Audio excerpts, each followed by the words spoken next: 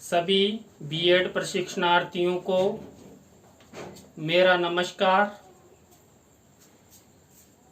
अगर आपने अभी तक मेरे चैनल को सब्सक्राइब नहीं किया है तो जल्दी से सब्सक्राइब कर लें, जिससे आपको बीएड पाठ्यक्रम से संबंधित वीडियो के नोटिफिकेशन मिलते रहे।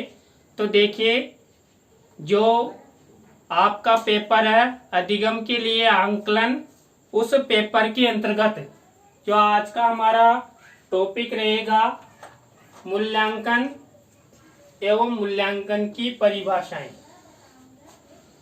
मूल्यांकन क्या होता है और उसकी मुख्य परिभाषाएं क्या है, इसके बारे में अध्ययन करेंगे। तो देखिए, जो मूल्यांकन होता है उसका शाब्दिक अर्थ होता है मूल्य प्लस अंकन, यानी कि मूल्य का अंकन करना। मूल्य का अंकन करना यानी कि कोई वस्तु होती है, अगर उसका मूल्यांकन करना चाहे, जैसे ये चौक है, इसका मूल्यांकन करना चाहे तो इसका मूल्य निर्धारित करेंगे।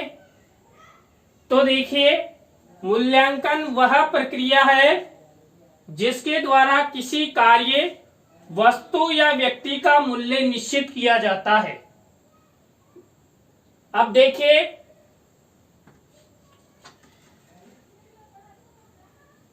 किसी कार्य, वस्तु या व्यक्ति का मूल्य निर्धारित करना ही क्या है, मूल्यांकन है। देखिए, कोई विद्यार्थी रहता है और पूरे सत्र वो पाठ्यक्रम का अध्ययन करता है।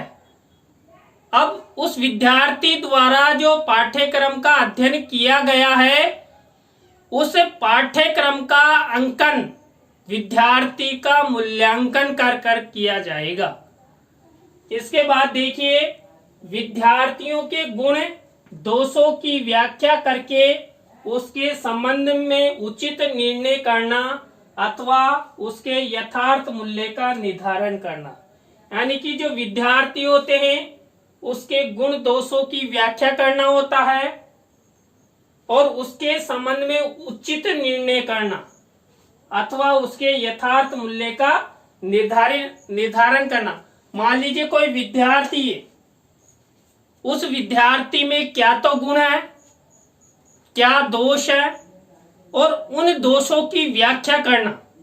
उसके बाद उन दोषों को दूर करना और जो दोष है, गुण है, उनके आधार पर उस विद्यार्थी का मूल्य का निर्धारण करना, ये मूल्यांकन होता है।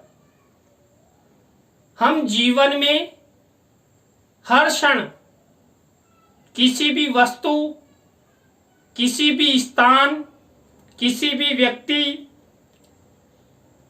और जो शिक्षक होते हैं वो अपने विद्यार्थियों का मूल्यांकन करते हैं।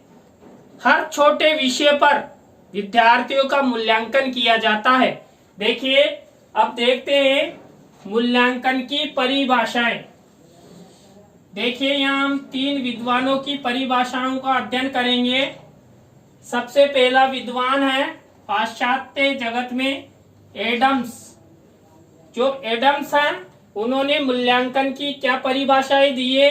मूल्यांकन करना किसी वस्तु या प्रक्रिया के महत्व को निर्धारित करता है। देखिए, हम किसी वस्तु, किसी व्यक्ति, किसी स्थान, किसी जगह का जब मूल्यांकन करते हैं तो उसका क्या होता है, महत्व निर्धारित होता है। मान लीजिए कोई मेरा मूल्यांकन करता है तो मेरे गुण दोषों, मेरे ज्ञान आदि के महत्व का निर्धारण होगा। अगर मान लीजिए मैं परीक्षा में फेल हो जाता हूं तो ये सोचा जाएगा, ये मूल्यांकन के द्वारा स्पष्ट होगा कि जो पढ़ना चाहिए वो पढ़ा नहीं, जो ज्ञान ग्रहण करना चाहिए उस ज्ञान को ग्रहण नहीं किया और परीक्षा में फेल हो गए। इसके बाद देखिए दूसरे विद्वान है क्रोनबेक। ये भी पाश्चात्य जगत के हैं। इन्होंने मूल्यांकन की एक परिभाषा दी है। मूल्यांकन वह प्रक्रिया है जिसके द्वारा शिक्षक एवं छात्र यह निर्णय करते हैं कि शिक्षण लक्ष्यों को प्राप्त किया जा रहा है या नहीं। देखिए, मूल्यांकन के द्वारा एक शिक्षक ये पता लगाता है कि जो मूल्यांकन लिया जाता है उसके द्वारा शिक्षक और छात्र ये निर्णय लेते हैं कि हम दोनों कौन कौन से शिक्षक और छात्र जो शिक्षा के लक्ष्य हैं उनको प्राप्त कर रहे हैं या नहीं। देखिए, एक अध्यापक कक्ष में पढ़ाता है, विद्यार्थी उसको ग्रहण करते हैं। शिक्षक द्वारा जब विद्यार्थियों को ज्ञान वितरित किया जाता है और उस ज्ञान का परिणाम मूल्यांकन के द्वारा शिक्षक प्राप्त करता है। तो देखिए, मूल्यांकन की प्रक्रिया से मैंने पहले भी बताया था कि विद्यार्थियों ने कितना ज्ञान ग्रहण किया और अध्यापक ने कितना अपने कर्तव्य का पालन किया। इसके बाद देखिए हमारे नेक्स्ट विद्वान है जिन्होंने मूल्यांकन की परिभाषा दी, रेमर्स एवं गेज।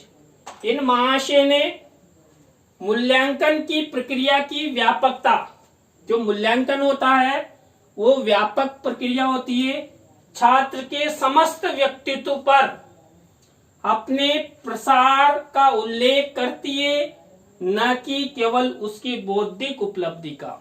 देखिए, जो मूल्यांकन की प्रक्रिया है वो किसी भी विद्यार्थी के बौद्धिक उपलब्धि का ही नहीं,